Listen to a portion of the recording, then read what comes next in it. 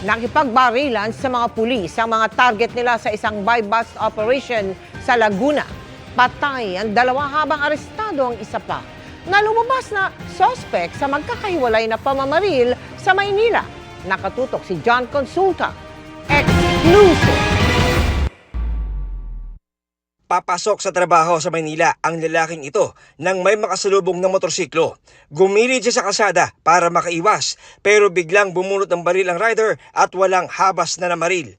Nangyari ito nito lang Enero. Nito namang isang taon, nakuna ng CCTV ang pag-atake ng gunman sa bahaging ito ng Maynila. Pinagbabaril ang kanyang target na nasa loob ng bahay saka naglakad papalayo nang parang walang nangyari. Sa parehong insidente, iisa ang suspect na sinasabing gun for hire.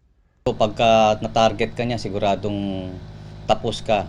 No? In fact, yung isa po niyang kaso, isang kaso na hawak namin kung saan 7 na basyo yung nakuha namin na sa crime scene. Ang tama nung biktima ay puro karamihan sa ulo. Train niya yung isang kasamahan nila, no?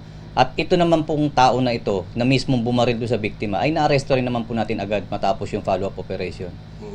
Matapos ang matagal na paghahanap, ikaw ay may karapatang manahimik o wag sa walang ibo.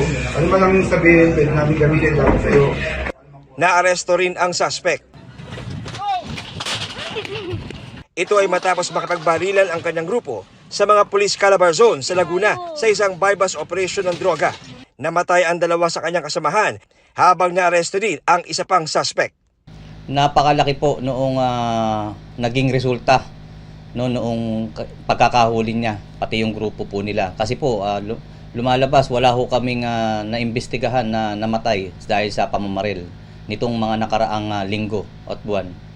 Sinisikap pa rin namin makuha ang panig ng suspect na nakakulong ngayon sa Laguna. Para sa GMA Integrated News, John Consulta, nakatutok 24 oras.